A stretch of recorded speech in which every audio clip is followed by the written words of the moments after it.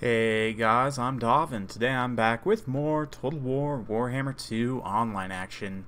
Today we're back with the Wood Elves, going to be taking on Bretonnia, hence the Treeman Ancient here.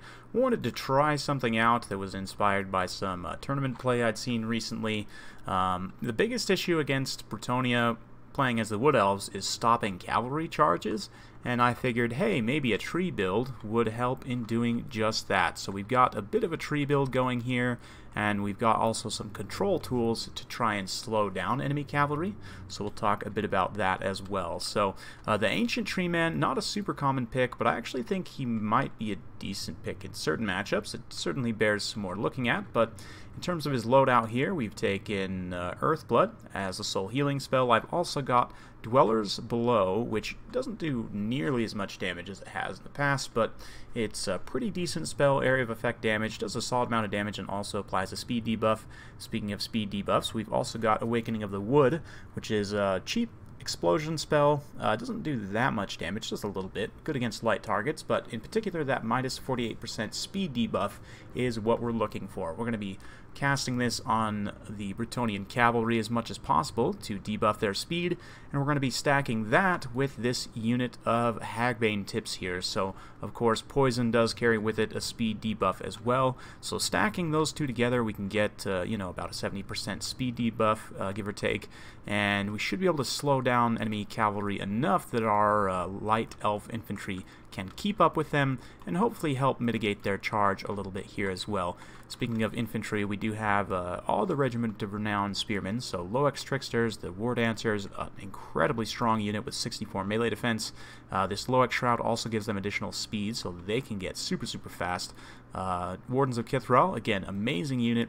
These guys have shields, they have excellent combat stats, 56 attack and 51 defense. They also have Armor Sundering, which is quite useful when paired with a lot of the non-AP tree units like Treekin and the Ancient Treeman, none of which have AP. In fact, Dearth is the only tree unit that has AP, so the Wardens of Kithral definitely synergize well with those tree-type builds. Of course, they themselves have anti-large AP and all that jazz. Frontline of Eternal Guards, which includes, of course, Winterheart Guard, who are unbreakable, and again, very good combat stats. They also have Expert Charge Defense, which is always nice here.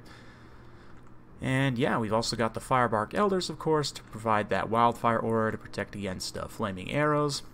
And of course, they're just excellent troops in general. 70 melee defense, 93 leadership, and 80 armor, with the physical resistance, missile resistance, and fire resistance. So very strong. Another unit of Treekin, another Treeman, just regular Treeman. And yeah, we've also got for a soul mobile option, we've got one group of Sisters of Thorn. So for my opponent, he's been a true hero and brought good old Alberic up on the Griffin here. Looks like he's just got Heroic Killing Blow in terms of his loadout. He's also got a Paladin up in the air here. Actually doesn't have Guardian, interestingly enough. I would think he'd probably want to take that, but maybe just cutting for cost. And my opponent's strategy is definitely just to flood me with bodies here. He's got Knights Errant, 2 groups here. He's got a couple groups of Knights of the Realm. Interesting pick here, not one you see every day, is 2 Pegasus Knights. I guess these guys are kind of meant to counter like Hawk Riders or just in general ride down mobile units. Not the biggest fan, I'll talk about why later, but then just a whole bunch of men-at-arms with shields, men-at-arms without shields, all just swords, men-at-arms with a Damsel Lore of Life with Earthblood and Regrowth. So yeah, without further ado, we'll get the battle underway. Oh, there also are a couple of mounted yeomen I forgot about back here, who Vanguard deployed in the corner, who have spotted my hidden force here in the woods, and I have spotted them, so we're going to be returning a bit of fire just to kind of ward them off here. And the Hagbane tips actually do a solid amount of damage as well, so yeah. Meanwhile, the Sisters of Thorn kiting away from the Paladin, who's going to come in after them. This is, of course, exactly what I'm trying to do, is to get them separated, and if we can, draw them into an unfavorable position. Go ahead and drop that Curse of Honor here just to debuff their speed even more, so that if we do decide to countercharge, we can get them. But yeah, in general, the Sisters of Thorn missile attacks do quite a bit of damage, 10 AP per shot, which is not bad at all, considering their quote-unquote non-AP missile cav.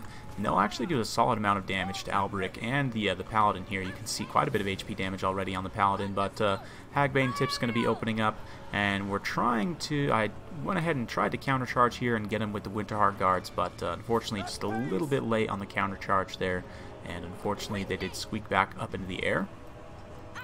But yeah, you can see the Bretonnian forces closing in. They don't have any range units to pull me out of the forest here, so I can just camp in the forest, which is definitely beneficial for me. The Bretonnian large units, all their cavalry will be debuffed in the forest, whereas obviously my infantry won't, and the tree units obviously won't as well. They're perfectly at home fighting in the forest, and in fact the Ancient Treeman has the common buff that most of the Wood Elf casters have, this Blessing of the Ancients, giving him a massive recharge buff and a power reserve buff as well when he's in the forest. So yeah, you can see the Knights Errant and so on going to be coming forward. The Sisters of Thorn did get kind of caught up and surrounded here a little bit.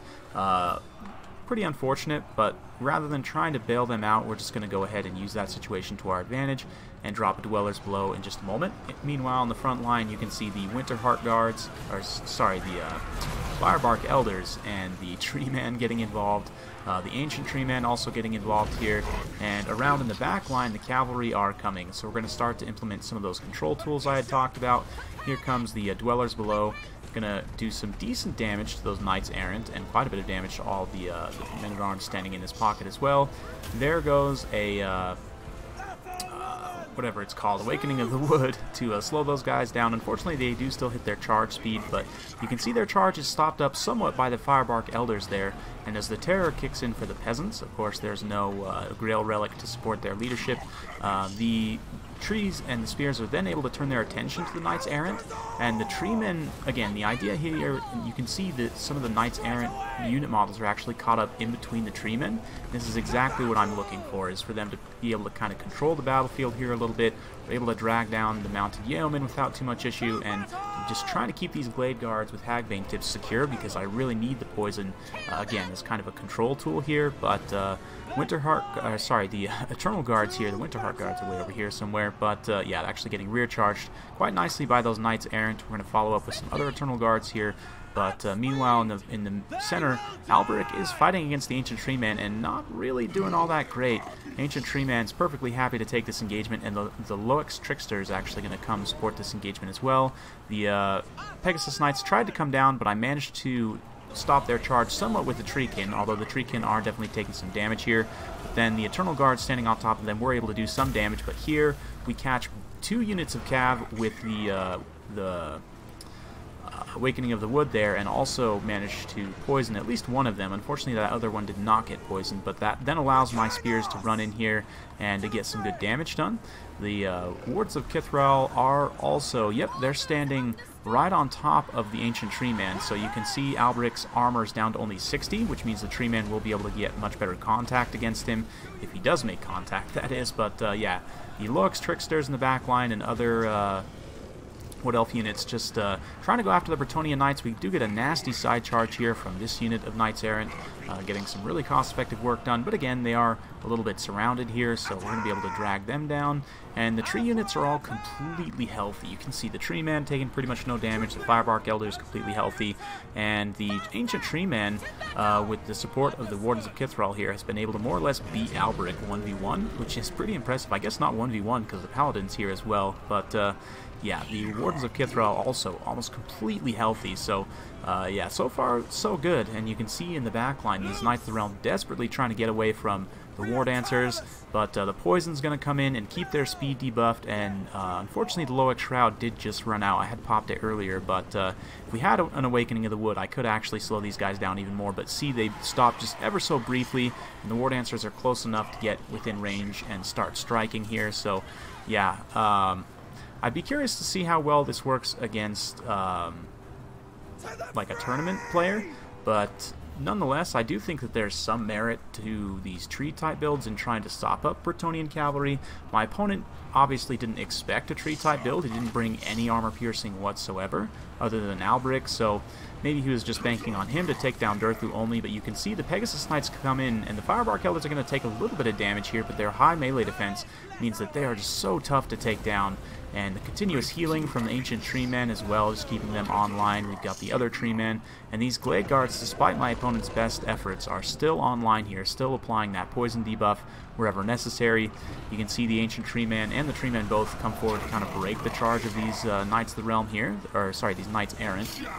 It looks like there are some Knights of the Realm in here as well, so yeah, Albric comes down one more time to try and finish things off, so we're just going to go ahead and run the Treemen back through our own lines and let the Wardens of Kithrel finish things off here. And with that, my opponent admits defeat there, and it's going to be victory for the Wood Elves. So very well played to my opponent. Hope you guys enjoyed watching that one. Pretty fun battle, and not every day you get to use the Ancient Treeman, so yeah, it worked out okay here. And in particular, the Awakening of the Wood, Dwellers Below I probably would cut in the future and maybe just bring regrowth instead. Although I actually didn't end up needing regrowth all that much. It would have been nice to maybe use it on the Sisters of Thorn, but you know, maybe you just save your Winds of Magic and just spam Earthblood and Awakening of the Wood only, potentially.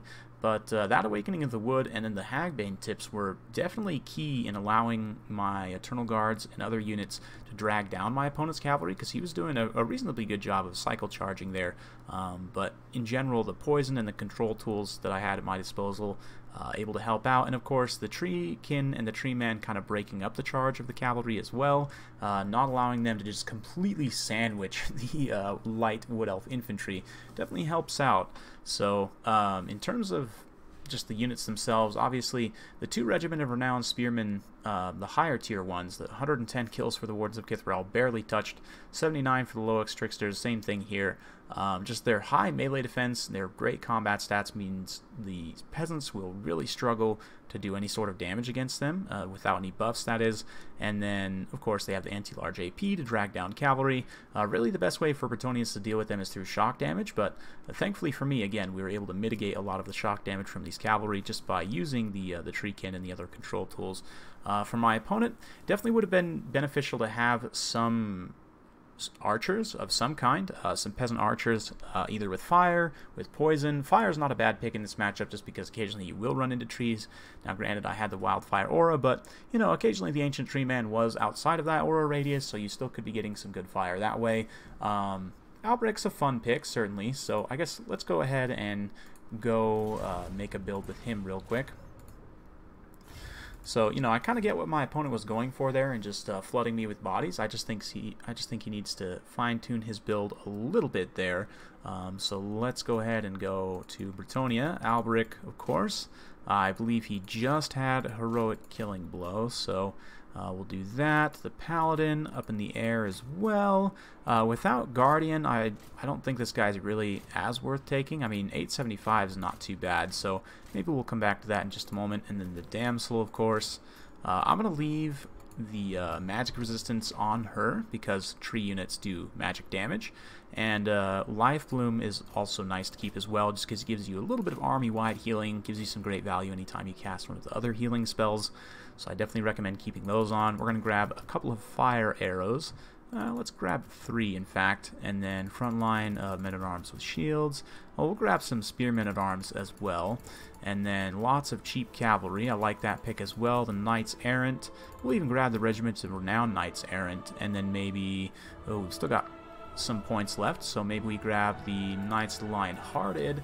Although that would prevent us from getting another unit of Knights of the Realm, so maybe rather than that we just grab 2 Knights of the Realm. Although the magic damage from the Knights of the Lion-Hearted is going to be good at circumventing the physical resistance of the tree units. I mean, obviously, you don't necessarily know that it's always going to be a tree build, but you may want to have the tools to deal with it. So you may, you know, consider even just cutting one of these Knights Errant down, and then maybe upgrading these guys to Knights Lion-Hearted or even Grail Knights, potentially. Yeah, Grail Knight's pretty expensive, but could potentially be worth it. And then, who knows, maybe you cut one of these guys down to there, and yeah, we'll cut what the heck, let's just cut all the peasant arrows down. I mean, the fire is useful, but the wildfire aura, if someone's going for a tree build, they'll probably bring that anyway, and then that will allow us to upgrade this Knight of the Realm to Knight of the Lion-Hearted, which again, the magic attack is going to be very good against the tree type units, and this still gives you plenty of bodies to flood the board and just try and, you know, take the Wood Elves down that way. Personally, I would say you probably want to go with an even heavier cav build, but we'll talk about that on another day. Hope you guys enjoyed watching this one. If you do like this sort of content, be sure to like, subscribe, hit that bell notification button so every time I upload a new video, you'll be notified. Thanks again for watching, and we'll see you next time.